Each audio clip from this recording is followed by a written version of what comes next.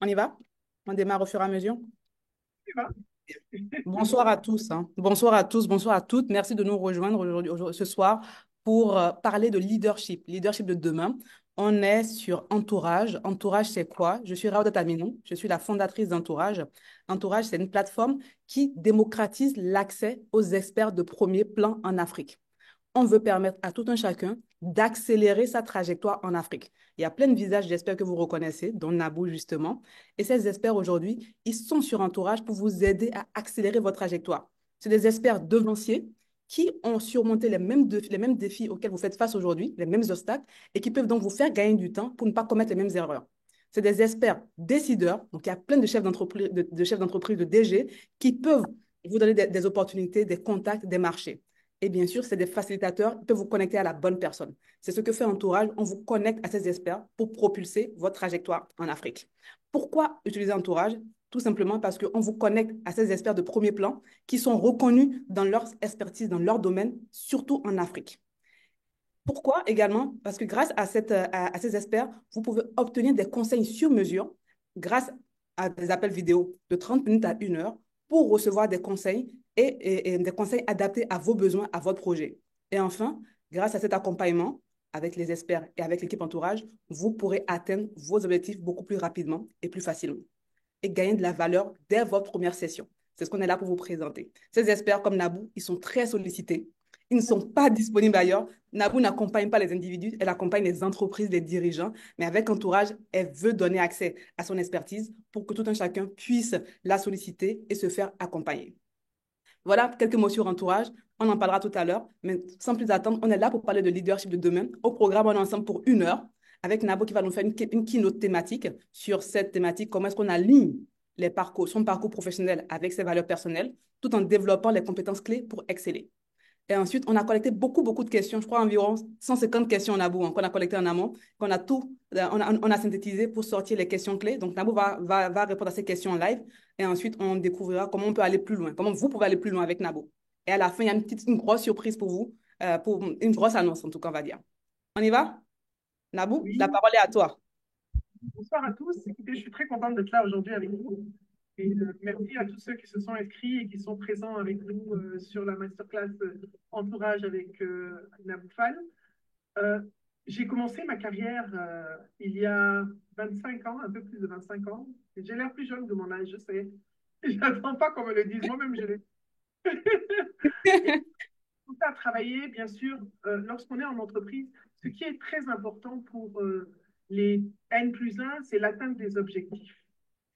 L'atteinte des objectifs, c'était le leadership d'hier. Mais aujourd'hui, et il y a un autre leadership qui fait la transition entre le leadership d'hier et le leadership de demain. En effet, nous sommes dans une période qu'on appelle VUCA, c'est-à-dire Hmm. volatile, volatile, incertaine, complexe et ambiguë. Volatile parce qu'il se passe énormément de choses qui peuvent changer du jour au lendemain. Incertain parce que ce qui est vrai aujourd'hui peut ne pas l'être demain. Complexe parce qu'il y a énormément de choses qui s'imbriquent et qui créent une certaine complexité et ambiguë parce qu'on ne sait pas toujours définir les choses telles qu'on les voit. Qu'est-ce qui, dans ce monde en perpétuelle transformation, dans ce monde instable en termes d'information, qu'est-ce qui peut changer la donne en termes de leadership? C'est un leadership qui demande une réinvention et une évolution permanente. Bonjour, donc je suis Naboufal et j'ai derrière moi une carrière dans les télécoms à différentes positions et c'est dans ces positions que j'ai appris énormément de choses. Au-delà de cette carrière dans les télécoms, j'ai décidé il y a 16 ans, 17 ans, de me mettre à mon compte et de me lancer dans l'entrepreneuriat. Dans l'entrepreneuriat, mais les compétences de management restent que l'on soit en entreprise ou qu'on en soit entrepreneur. Et comme je le dis souvent, je dis le leadership est une posture avant d'être une position. Le leadership, c'est la posture que vous devez pouvoir vous préparer à occuper des positions éventuelles de leadership. Pour être un leader en phase avec le leadership de demain, un leadership qui est en alignement avec vos valeurs, pardon, un leadership qui vous permet d'aligner votre parcours, vos valeurs personnelles, tout en développant vos compétences clés pour exceller, parce qu'il n'y a pas de leadership sans développement de certaines compétences essentielles en fonction du parcours que l'on a, mais du parcours que l'on veut avoir et que l'on souhaite avoir. Donc, vous vous rappelez l'époque où on disait, il est très bon techniquement, nous sommes tous sortis d'école avec un papier comme ça, le diplôme, on est tout content, on arrive en entreprise et on réalise que le diplôme ne suffit pas. Il ne suffit pas d'avoir une expertise technique ou une maîtrise de compétences techniques, mais qu'il fallait beaucoup plus que ça. Et ce plus, c'est un alignement entre nos valeurs et la profession que l'on exerce et notre parcours. Et c'est cet alignement qui crée l'harmonie entre nous et nos actions pour exceller et inspirer les autres. Qu'est-ce que c'est que l'alignement? Je vais tout simplement l'alignement des valeurs. On va voir d'abord l'alignement des valeurs qui sont les fondements d'un leadership authentique. Aujourd'hui, on parle de leader authentique. Le leader qui n'est pas concentré que sur ses résultats et ses objectifs. Alors, quand j'ai commencé à mes différents postes de responsabilité, pour moi, c'était ce qu'on appelait à l'époque les targets. Les targets, pour moi, si j'atteins mes targets, je réussis. Ça veut dire que je peux aller à l'étape supérieure, aller à un autre poste. Mais je me suis rendu compte avec le temps et avec la pratique, avec l'exercice de mes fonctions respectives et progressives, que je n'étais pas forcément en alignement avec mes valeurs. Comme vous le savez peut-être, mes valeurs, c'est la bienveillance, l'intégrité et la générosité. Mais dans ma course au résultat, je les ai mises de côté pour réellement me mettre dans le tout résultat. Et le tout résultat a créé certains comportements, créé certaines attitudes de compétitivité, peut-être même d'agressivité vis-à-vis de nos collaborateurs, de nervosité. Et je me suis rendu compte que ce n'était pas moi. Donc, il fallait que j'ai le courage, pardon, de mettre de côté euh, cette, euh,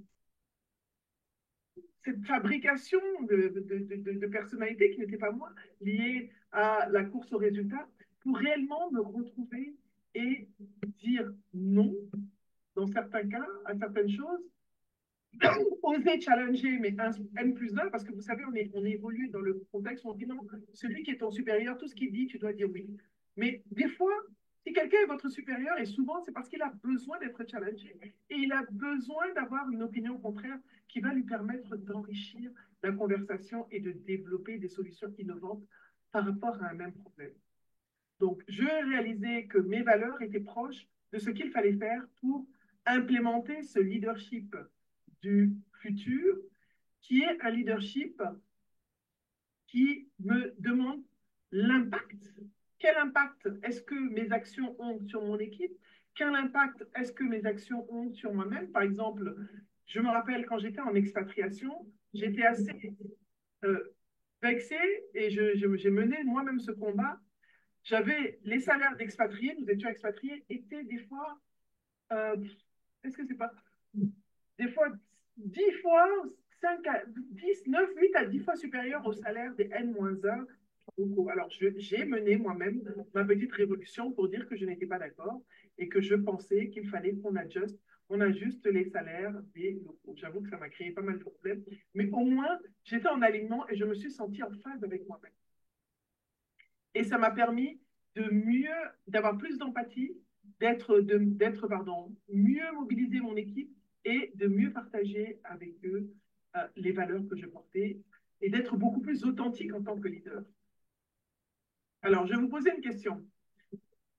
La question que je vous pose aujourd'hui en pratique, c'est est-ce que vos actions et vos choix reflètent réellement vos valeurs aujourd'hui? Qu'est-ce que vous devez faire? Est-ce que vous devez questionner vos valeurs, vous approprier d'autres valeurs que vous avez déjà, mais que vous ne mettez pas en avant? Ou alors, vous devez éventuellement voir comment réajuster votre attitude et votre posture lors de votre exercice. La deuxième chose qu'il faut pour être un leader agile, et donc le leader de demain, c'est un leader qui est agile, qui est prêt au changement, et c'est pour ça, comme je parlais de monde VUCA, un monde en transformation permanente, un monde en mutation Mhm. incessante, le leader de demain et le leadership de demain demandent l'adaptabilité et le développement permanent.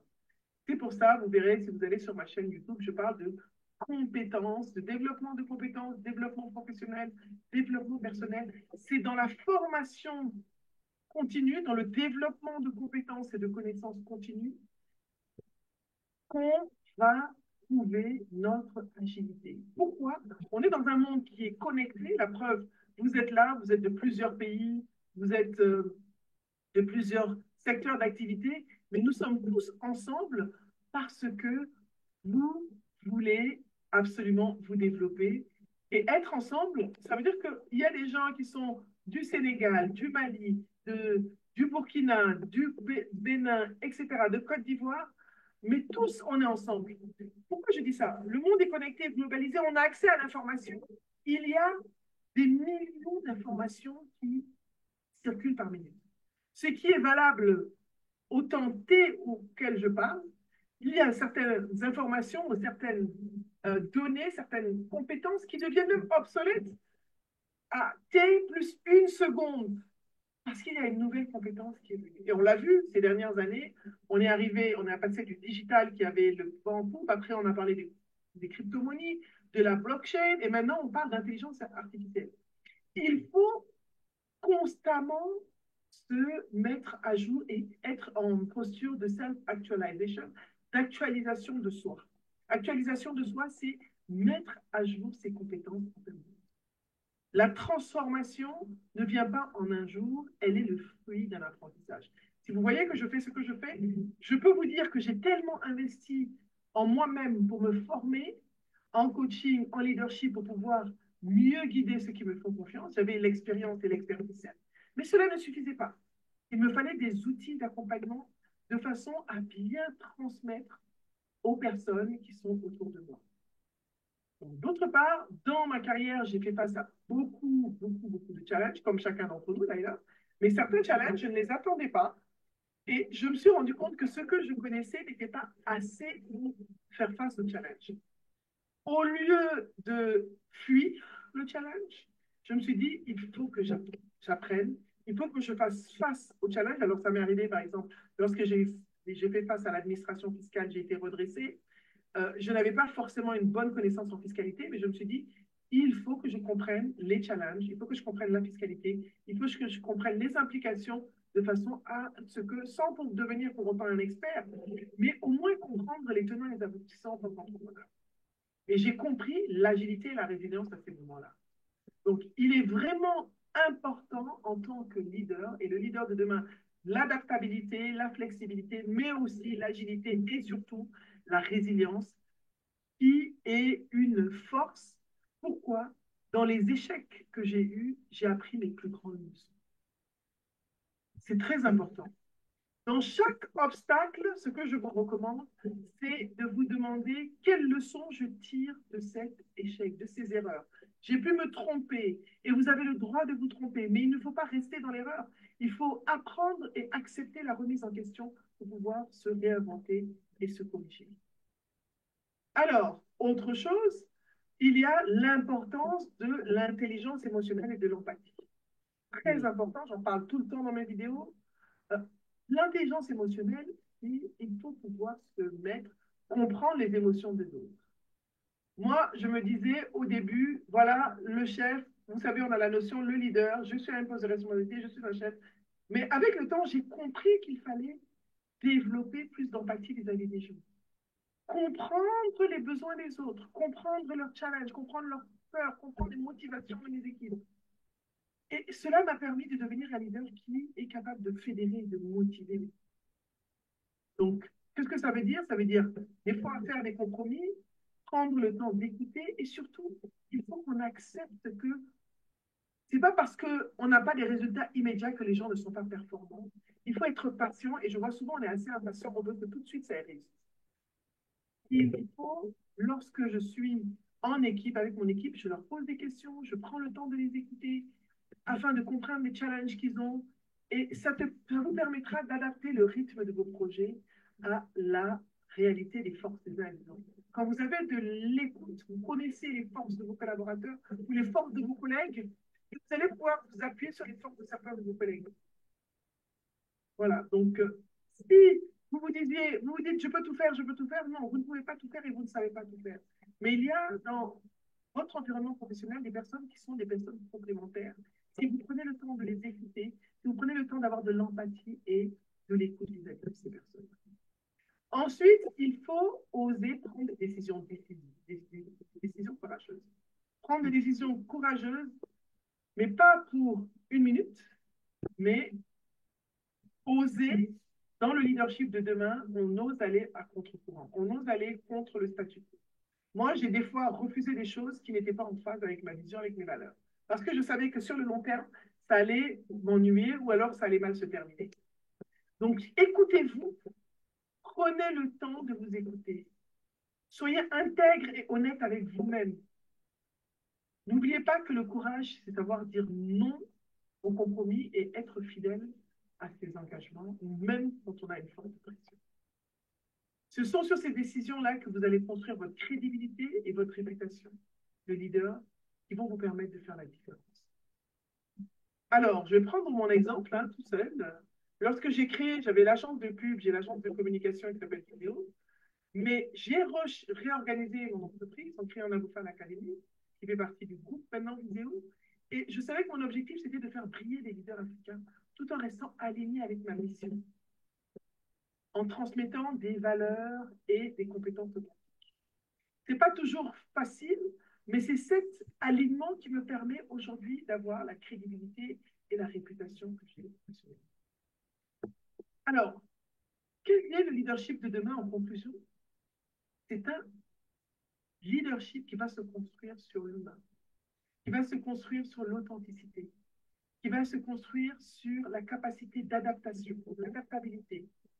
Ça va être un leadership où on va favoriser l'écoute, on va favoriser le développement de votre intelligence émotionnelle, la prise de courage dans les choix que vous faites. Et n'oubliez pas, le leadership, ce n'est pas une destination, c'est un processus, c'est un voyage, c'est une exploration de vos compétences. C'est une remise en question permanente, c'est un développement constant de vos connaissances et de vos compétences de leadership. Et vous verrez, si vous osez être authentique et audacieux, vous serez épanoui et je vous promets que la réussite sera au bout du chemin. Je vous remercie et je vous invite à contribuer avec nous à construire le leadership. Voilà, Ah. c'est ce que je voulais partager avec vous aujourd'hui. N'hésitez pas à réagir. Hein. Je sais moi, je ne vois pas les réactions, mais n'hésitez pas à réagir à tout ça en envoyant des bravos, des pouces. Envoyez-lui du soutien, du courage par rapport à cette keynote, quand même, surtout la conclusion, Nabou. Le Oui, parce que leadership demain, le leadership basé tout sur seul. l'humain. Le Oui. leadership, on va le construire tous ensemble en tant qu'Africains. Parce que aujourd'hui, notre mission, c'est au Raoda, tu étais à l'étranger, j'ai été à l'étranger, hors de l'Afrique. On aurait pu rester, mais on a décidé qu'on devait apporter quelque chose. Notre mission, elle est aussi de contribuer au développement en tant qu'Africaine. Et on a trouvé nos chemins et on espère que chacun de vous va trouver aussi son message et sa façon de contribuer au développement du continent, à sa modeste contribution. Voilà. Alors, je vais Très partir bien. des questions. Je ne sais pas si j'y vais tout de suite. Yes, j'en ai quelques-unes pour toi, Vas-y. Nabou. Donc, on a une dizaine de questions qu'on a regroupées en catégories qu'on voit à l'écran. Donc, la toute première pour toi, c'est sur le leadership et le management, Nabou. Comment définissez-vous un bon leader et quelles sont les compétences clés qu'il doit absolument détenir? Alors, un bon leader, c'est quelqu'un qui arrive à fédérer son équipe et à l'engager vers l'atteinte d'un objectif commun. Un bon leader, c'est quelqu'un qui inspire, mais qui écoute, motive, il est humble et il a de l'intelligence émotionnelle. Ses compétences d'un bon leader sont l'empathie. Le leader, il a la vision. C'est lui qui définit la vision. Où est-ce que nous allons? Il a aussi la capacité de prendre les décisions difficiles au moment clé de la vie de l'entreprise. Super. Voilà, c'est aussi simple que ça. On enchaîne avec la deuxième question, Nabou, qui est sur le personal branding, une thématique que tu maîtrises. D'accord. Comment, Oui, comment, vas-y. Vas-y, je t'écoute. comment construire un personal branding solide et impactant, surtout pour ceux ayant des profils techniques? Quelles sont les erreurs les plus courantes dans le personal branding et comment les éviter? Les erreurs les plus courantes, c'est de penser que le personal branding, c'est être célèbre. C'est pas de la C'est- célébrité. C'est pas être visible partout. Le personal branding, c'est être construire une communauté pertinente en fonction des objectifs qu'on s'est fixés. C'est valoriser ses compétences uniques et communiquer son expertise de manière authentique. C'est être soi-même, c'est se connaître. Qui suis-je réellement?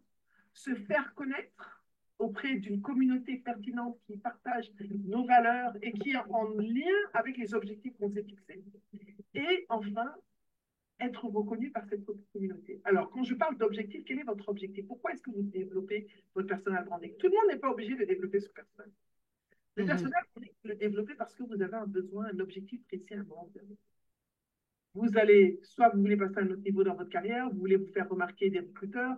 En interne, vous voulez avoir une promotion, mais il va falloir que vous mettiez en évidence vos compétences, que vous osiez dire en interne, si c'est en entreprise, qui vous êtes, ce que vous faites et comment vous le faites. Il faut que vous osiez prendre la parole en réunion. Il faut que vous osiez vous tromper et vous corriger et apprendre, car c'est dans l'erreur qu'on apprend. Si vous êtes dans un profil technique, vous êtes ingénieur, vous devez mettre en avant vos compétences techniques, mais aussi vos compétences humaines.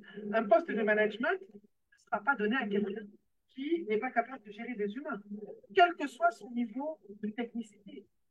Alors, hier, la conférence où je suis, donc la conférence du WIC, où on a de nombreuses expertes du WIC dans Entourage, on a Tiaba, on a Evelyne, on a Nathalie Vital, bref, on est nombreuses à être, on a Manon, on est nombreuses du WIC Côte d'Ivoire et Sénégal à être dans Entourage.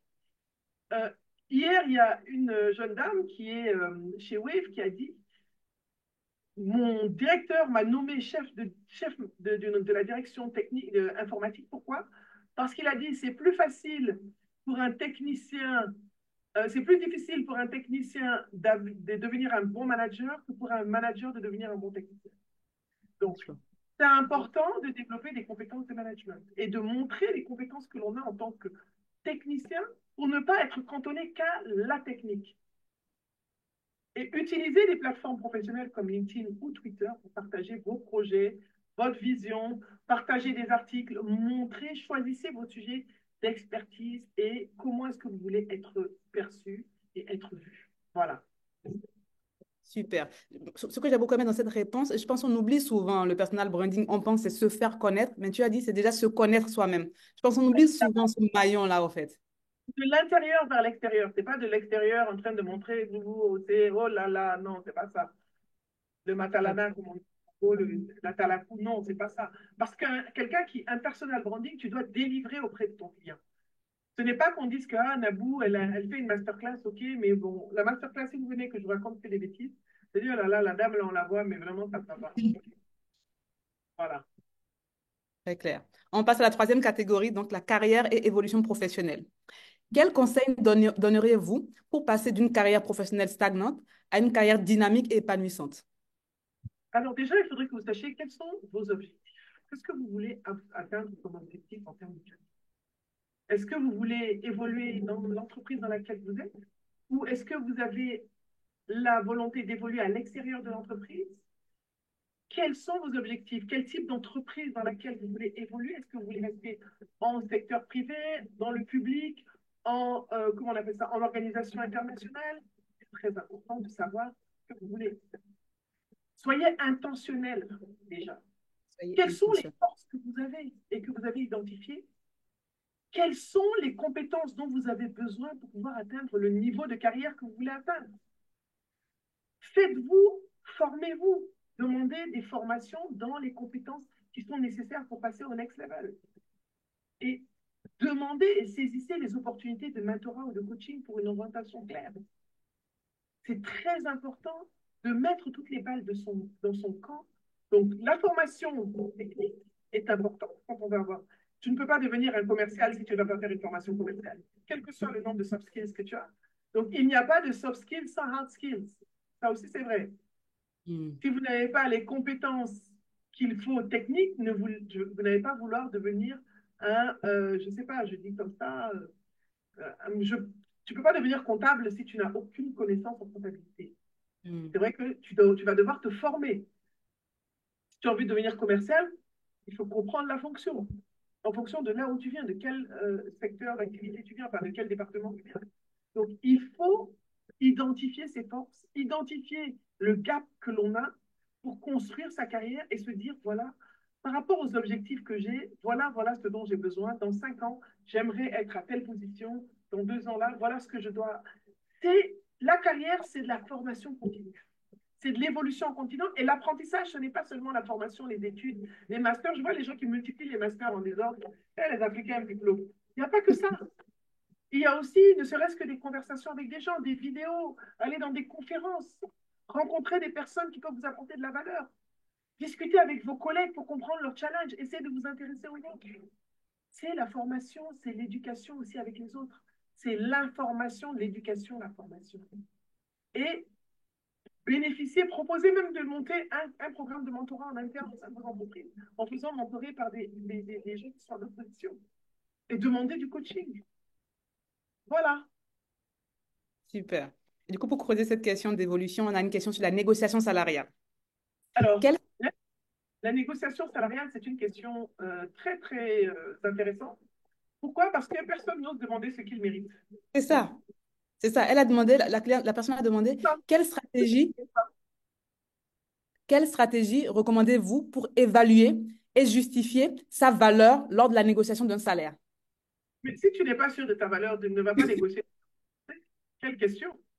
Quand on sait ce qu'on apporte à son entreprise, on doit être capable de montrer et de lister sa valeur ajoutée. Et on doit savoir qu'on a une valeur ajoutée.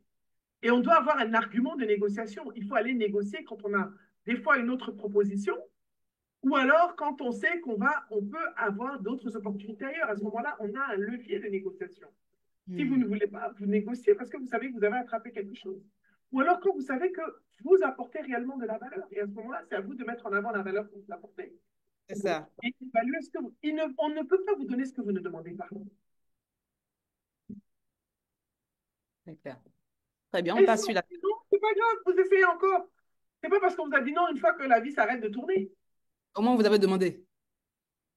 Vous avez demandé et vous allez demander encore après jusqu'à ce qu'ils soient fatigués.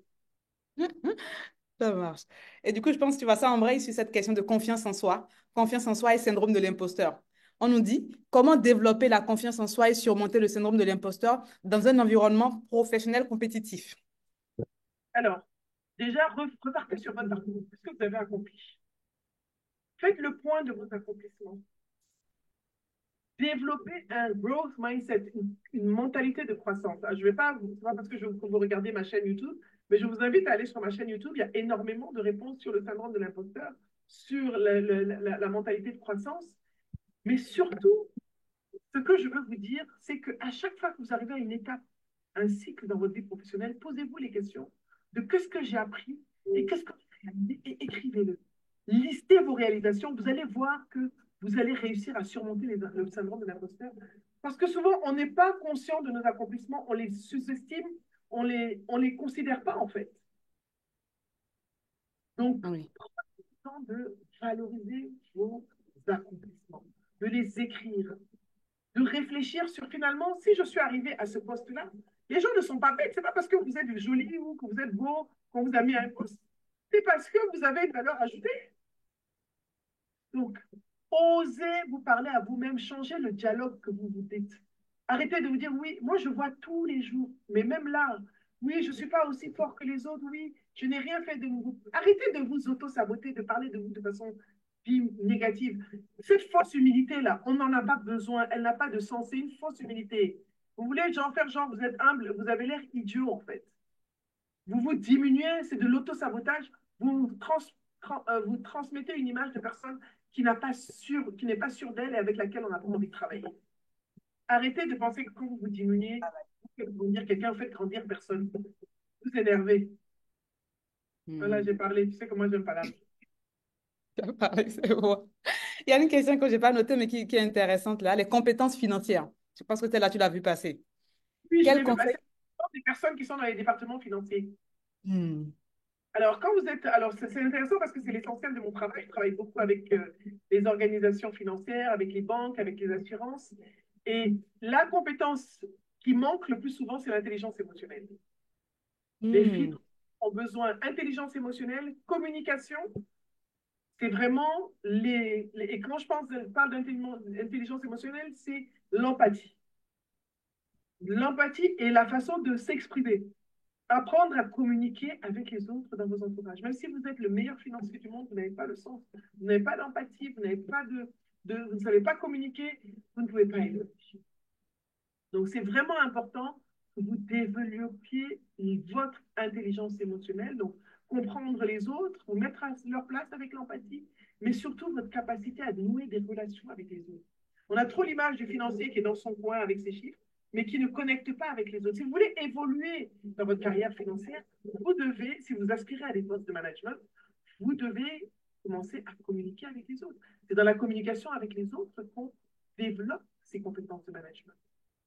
Vous devez apprendre à écouter, parce que la base de la communication, c'est l'écoute. Vous devez vous mettre dans une posture d'humain et non pas de machine à calculer. Excusez-moi, je ne vous ai pas, bon, même si c'est le cas, ce n'est pas grave, tant pis pour vous. Oui, on continue. On dit la vérité ici. On passe aux thématiques suivantes. Les défis liés au genre. Celle-là, je pense que oui. Comment une femme peut s'imposer dans un métier traditionnellement masculin sans craindre les discriminations de genre ou encore quels sont les défis spécifiques rencontrés par les femmes leaders en Afrique de par ton expérience? Alors moi, dans mon expérience personnelle, moi, quand j'étais mon premier poste de direction, je me rappelle très bien, et ça, je le vois dans l'appartement dans lequel on a commencé notre société de télécom, la société de télécom dans laquelle je travaillais. Euh, Ils arrivent, ils rentrent dans le bureau, ils me dépassent, j'étais directeur marketing et commercial, ils vont là où il y a les hommes et ils considèrent que je suis la secrétaire. Et quand on les ramène vers moi, ils disent on veut voir le directeur commercial. Je dis c'est moi. Non, non, non. Il y avait des hommes et puis il y avait des blancs. Les Africains, c'est ça. Ils vont là où il y a le blanc et là où il y a les hommes. Et moi, et après, ils reviennent. Ah, excusez-moi. Mais je ne me laissais pas démonter, je continuais à être professionnel. Je ne rentrais pas dans les émotions. Il faut rester professionnel et compétent, se concentrer sur ses compétences professionnelles. Après ça, moi, je ne me suis jamais occupée de savoir si j'étais une femme ou un homme. Je faisais mon travail parce que je devais bien le faire. Et je ne laissais personne me dire si j'étais pas bien ou si j'étais bien. J'affirmais ma valeur moi-même. Je savais que j'avais de la valeur, je savais que j'avais des compétences et je prenais ma place à la table. Les femmes sont assises aux tables, elles se diminuent. Mais quand on s'assoit à une table de management, on s'assoit et on prend sa place. On ne se diminue pas. Et surtout, l'autre chose, c'est qu'il faut chercher à avoir des alliés dans son environnement professionnel. Des Oui, gens qui, quels que soient les challenges, vont vous soutenir. Donc voilà un petit peu comment on peut ça. très bien. On passe à la catégorie développement de compétences. Mhm. Comment prouver son adaptabilité et sa capacité d'apprentissage dans des secteurs en rapide évolution? VUCA. On apprend, on doit le faire. On doit être dans l'action en permanence. Hmm. On doit avoir un train d'avance sur la prochaine tendance. On doit toujours être dans la proactivité, développer vos compétences de proactivité. La proactivité, c'est se dire, OK, quels sont les trends? Analysez les tendances d'innovation, lisez, développez-vous. Et dites-vous que si aujourd'hui on est là dans ce secteur, demain on sera là-bas. Dans mon métier, moi, je suis toujours en train de voir la prospective de mon métier. Comment est-ce que ça va se faire? Qu'est-ce que je vais faire l'année prochaine? Comment je vais développer et comment je vais passer à l'échelle? Comment je vais développer des nouvelles choses? Je suis toujours en train de me réinventer, d'innover, mais dans ce que je fais. Et vous devez, à votre poste, quel que soit le poste que vous avez, soyez la personne qui n'attend pas qu'on lui donne des projets, mais soyez la personne qui porte et qui crée des projets innovants qui sont en rapport avec la proactivité que vous allez développer et la prospective de vos métiers en fonction des fonctions que vous occupez. Du coup, il y a une sous-question liée à ce développement de compétences. Quelles compétences et certifications sont essentielles pour progresser dans les carrières au sein des multinationales et des ONG? Alors, déjà, euh, il faut avoir de la persévérance. Il faut avoir de la résilience parce que c'est pas toujours facile dans les milieux internationaux. C'est beau de loin, mais à l'intérieur, c'est un peu dur. Il faut d'abord, je ne peux pas vous dire quelle certification. Il y a des job descriptions en fonction des postes auxquels vous allez postuler. Vous allez lire. Il faut savoir lire les offres d'emploi. Et dans les offres d'emploi, on vous dit voilà les compétences que vous devez avoir. Voilà les compétences, les formations que vous devez avoir fait. Si on vous dit un master, ce sera un master. Si on vous dit licence, en fonction des postes que vous brillez, vous allez avoir des job descriptions qui vont vous mettre en évidence les compétences nécessaires. Mais moi, je peux vous dire la résilience, la communication, si vous voulez évoluer, et toujours et encore l'intelligence émotionnelle et le réseautage en interne. Justement, on arrive à cette question des réseautages. Quelles stratégies sont les plus efficaces pour développer un réseau professionnel fort et comment en tirer parti pour booster sa carrière et son entreprise?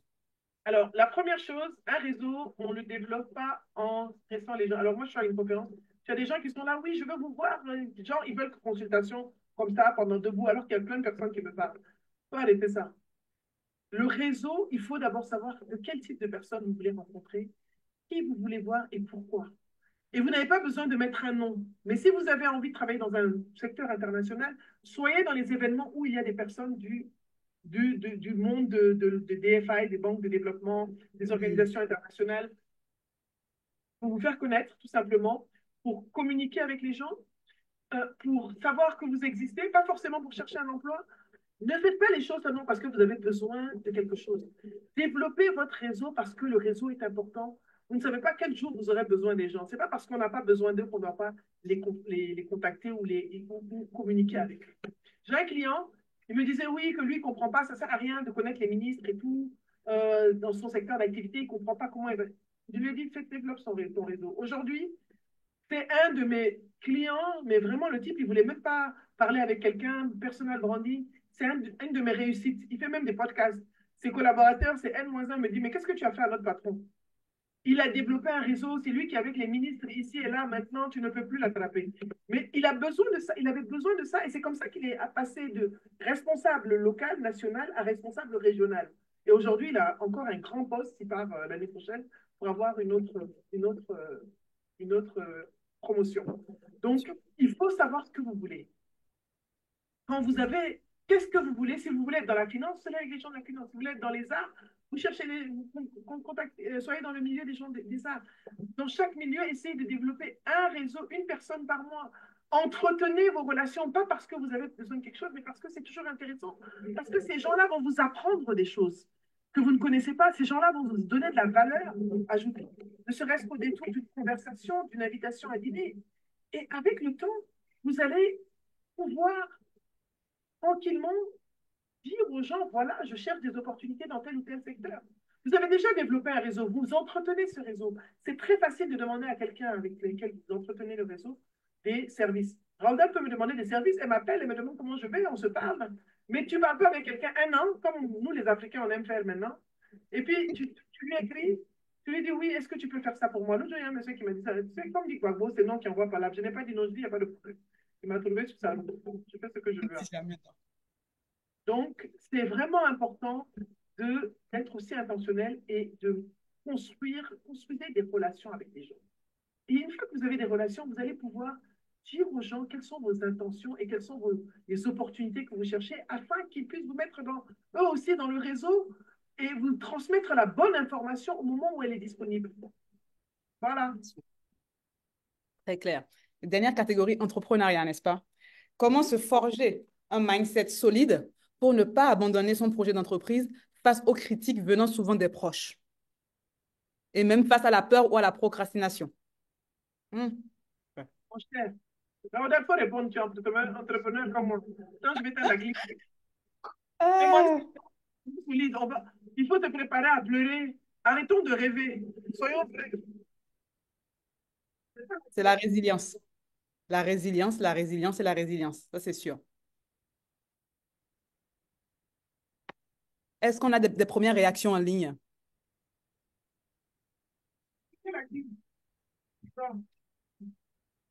Attends, Nabo, on t'entend pas là. J'éteignais la clim, je me suis pour éteindre la clim. Ah, pas de souci. Donc, la résilience, hein, ce que je peux vous dire, c'est de vous préparer. Bon, les critiques de la famille, tu ne peux pas les empêcher de faire parler. La seule personne sur laquelle on peut travailler, c'est nous-mêmes. À un moment, il faut avoir un objectif. Fixez-vous un objectif. Si cet objectif, vous déviez de cet objectif, si vous écoutez les gens, vous allez dévier de cet objectif. Est-ce que votre objectif est assez solide dans votre tête pour surmonter les jugements et les opinions des autres? C'est la question que vous devez vous poser. Je sais que ce n'est pas facile, mais vous ne pouvez pas empêcher les parents de s'inquiéter, la famille de s'inquiéter. Vous savez, quand on est entrepreneur, tout le monde s'inquiète pour nous, sauf nous-mêmes.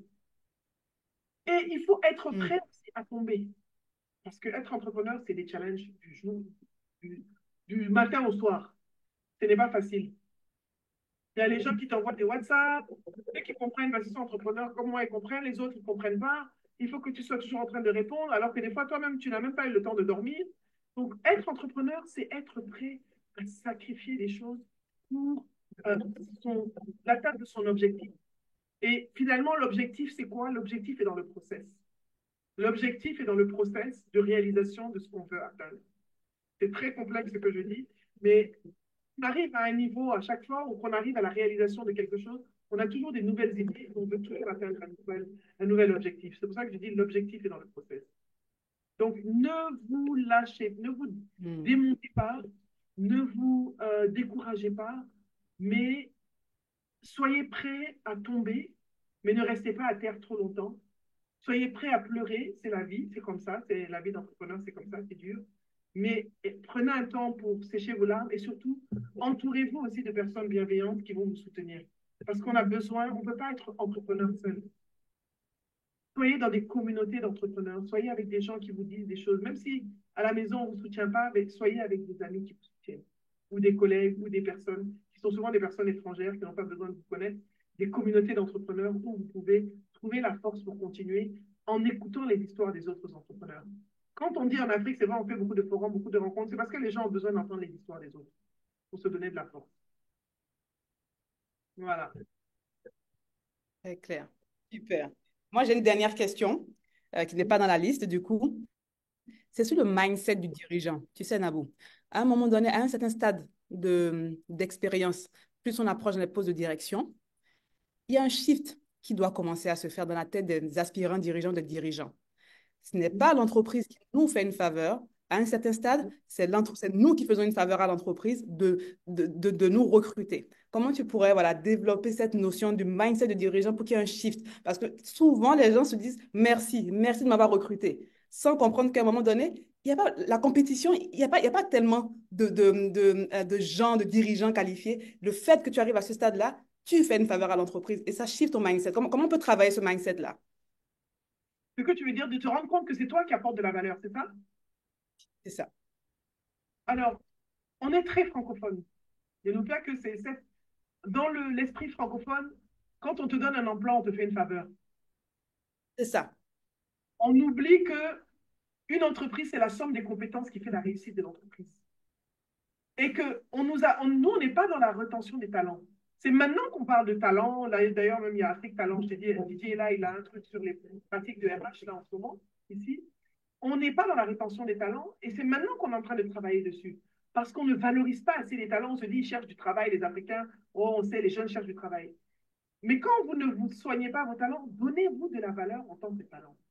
Considérez-vous comme un talent au service de l'entreprise, mais délivrez du talent aussi et délivrez ce pourquoi vous avez été recruté afin de devenir un talent qu'on va valoriser. Et à ce moment-là, vous avez du levier pour négocier, mais vous avez aussi un autre mindset. Vous shiftez votre posture en vous positionnant en tant que talent et non en tant qu'employé reconnaissant d'avoir un emploi.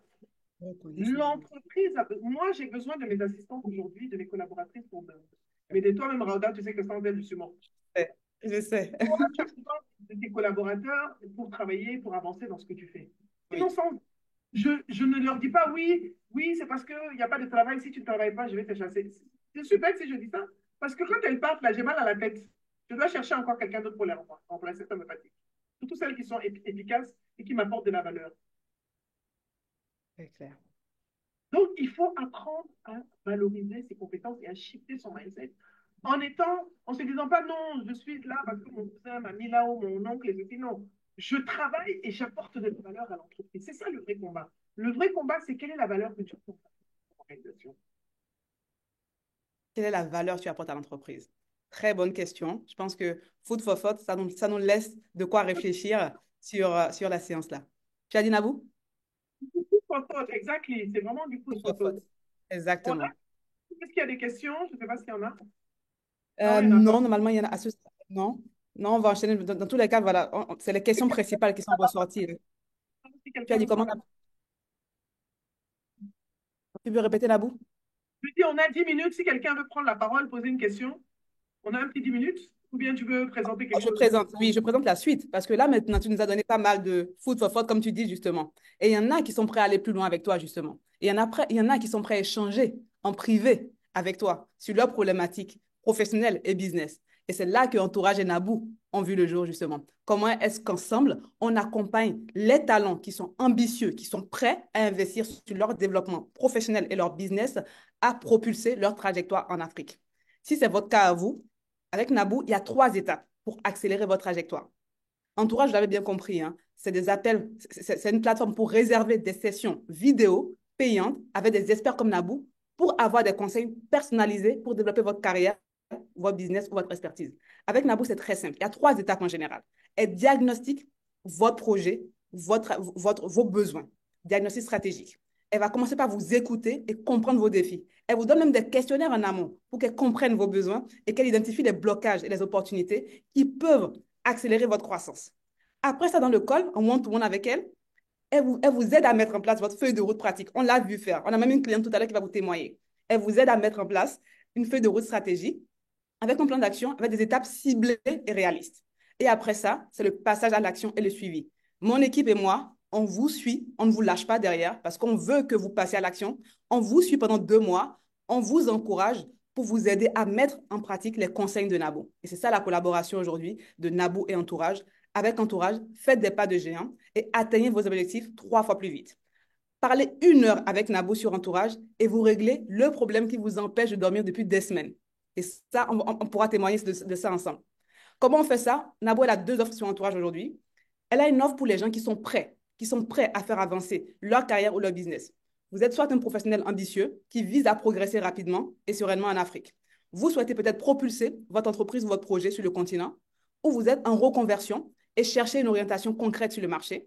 Mais vous pouvez accéder à Naboo sur des consultations de 30 minutes ou de 60 minutes, 2 fois par semaine. Elle a juste 2 sessions sur Entourage, les mardis à 19h GMT ou les dimanches à 18h GMT. Et bien sûr, c'est un accompagnement qui a un coût. La session d'1 heure vaut 300 euros et la session de 30 minutes, c'est à 180 euros. Mais on a une surprise pour vous à la fin. Et pour ceux qui ne sont pas encore prêts, parce que ce n'est pas le cas de tout le monde, il faut d'abord, voilà, comme on a dit, food for thought, faire le bilan, comprendre où on en est. Si vous n'êtes pas encore prêt à vous lancer, on a réfléchi avec Naboo sur une offre de coffee chat. C'est pour ceux qui hésitent encore à réserver une session parce qu'ils sont intimidés et ils ne savent pas comment maximiser la session avec Naboo. Ceux qui ont besoin d'être rassurés avant de se lancer ou ceux dont le projet n'est pas encore clair et ne veulent pas faire perdre du temps à Naboo. Pour eux, il y a le coffee chat. C'est une session 1 fois par mois. C'est une session d'1 heure où Naboo avec 4 personnes. 4 personnes qui ont besoin d'en savoir plus, de mieux comprendre comment Naboo peut les aider à se propulser et ensuite pouvoir booker du one-to-one. Et ça, c'est 1 fois par mois. C'est tous les premiers mardis de chaque mois à 19h GMT. Et le coût est encore plus abordable. 75 euros, moins de 50 000 francs CFA. Et la petite surprise à la fin, comme je vous le disais, avec Naboo et Entourage, Naboo a décidé de vous offrir à tous un code promo, tous les participants de cette session, 25% que Naboo offre pendant 24 heures sur toutes ces sessions sur Entourage. Pendant 24 heures, les sessions vous reviennent à moins 25%. Et encore plus loin, tout à l'heure, elle m'a dit, tu sais quoi, on offre 15 minutes de plus à toutes les personnes qui bookent 1 heure de call avec moi. Vous payez 1 heure, vous avez 1h15 pour aller en profondeur. Et après la session avec Naboo, nous, mon équipe et moi, on vous accompagne. On ne vous lâche pas pendant 2 mois. Pendant 2 mois, on vous accompagne pour mettre en pratique les conseils de Naboo. Et ça, c'est une valeur de quoi? 225 euros au lieu de 300 euros. Et pour ceux qui sont, on a parlé du coffee chat, pareil, Nabo a dit, moins 25% dessus, sur le coffee chat, venez lui parler 1 fois par mois, venez networker, venez réseauter avec d'autres professionnels qui se posent des questions et veulent aller plus loin. Et ça, c'est à moins de 35 000 francs CFA. Voilà l'offre Entourage et Nabo, c'est pour ceux qui sont prêts. Et comme je vous dis, ne me croyez pas sur parole, croyez les gens qui l'ont testé. Et là, il y a Carole qui était la première cliente. Nabou, je raconte l'anecdote. Nous, on a lancé Entourage il y a maintenant 7 semaines, c'est tout frais. On lance Entourage à midi GMT. À 13h, Nabou est la première espèce sur Entourage qui a un booking directement. Et c'est Carole, sa première cliente. Et donc, Carole est là aujourd'hui pour témoigner de l'accompagnement qu'elle a eu avec Nabou. Carole, je ne sais pas si tu es avec nous. Oui, je suis là. Vous m'entendez? Oui, on t'entend, Carole. Ok. Bon, j'espère que ça ne va pas couper entre-temps. C'est très facile pour moi d'être là hein, et de témoigner. J'ai fait un état des lieux, c'est vrai. Donc, je suis en milieu de carrière. J'ai un profil très technique. Je suis responsable de production. J'encadre une vingtaine d'ingénieurs.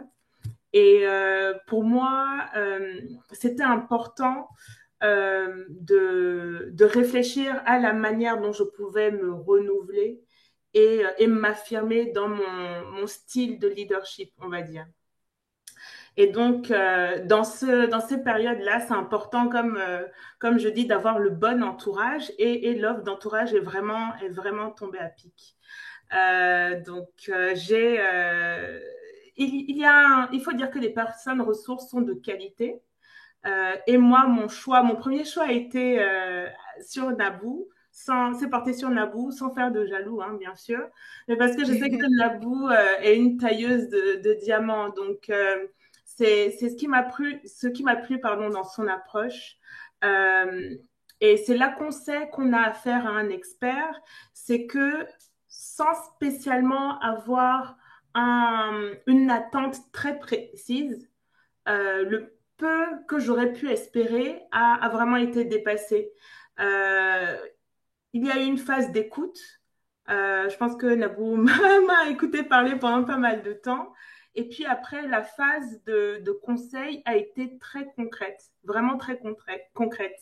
Et c'est ce qui fait la différence entre un expert lambda, je dirais, et un expert du membre, enfin un expert membre pardon, du panel d'entourage. Donc voilà, c'était une très très bonne introduction pour moi.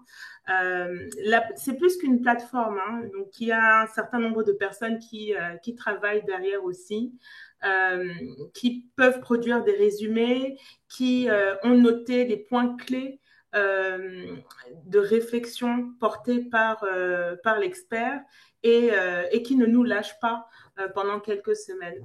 Donc voilà, c'est un tremplin et je pense que c'est important d'investir sur soi. C'est important de s'élever et, euh, et il faut faire le bon investissement en fait. Et pour moi, Entourage a été plus qu'un investissement. En fonction du moment où on choisit d'investir sur soi, le bon, en- je peux dire que le bon en fait l'ampleur du bon, voilà, se définit en fonction du moment où on le fait. Il n'est jamais trop tard et il n'est jamais trop tôt.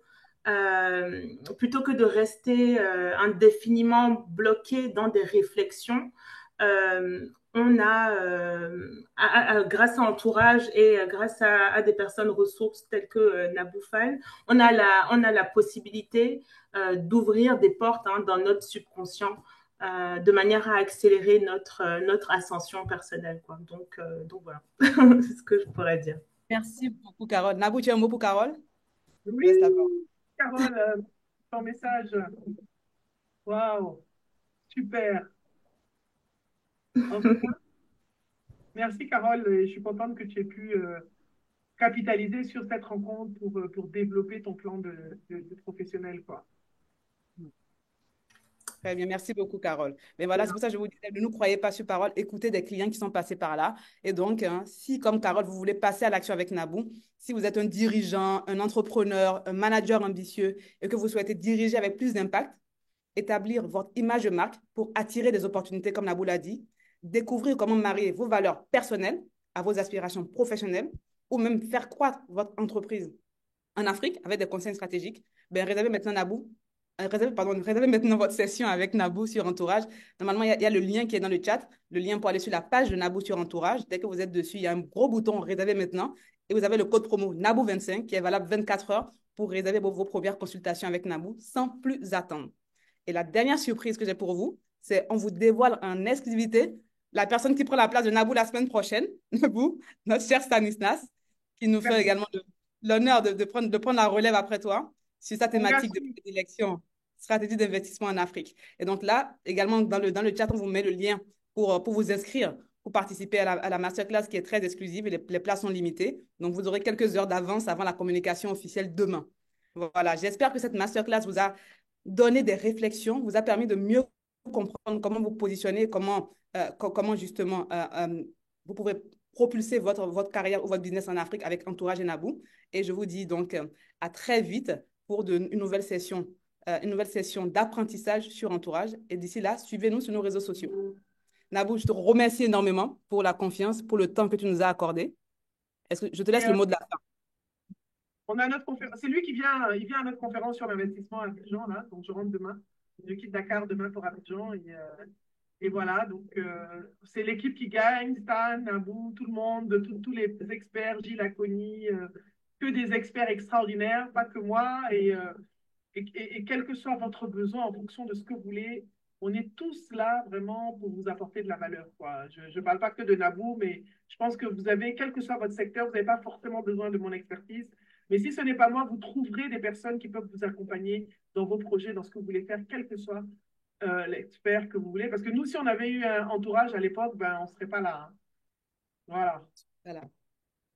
Donc, voilà. Donc, Parfait. courage à vous. Et puis, merci à tous. Et à bientôt sur Entourage, j'espère. Carole, à bientôt. Et j'espère que À tu... bientôt. Merci beaucoup. Merci à tous. Merci Merci, ceux qui Naboo. étaient là. Merci à chacun de vous qui étiez là. Et je vous souhaite une excellente soirée. Et j'espère vous avoir très, très bientôt sur Entourage. À très bientôt Naboo. Merci beaucoup. Ciao, ciao. Au revoir.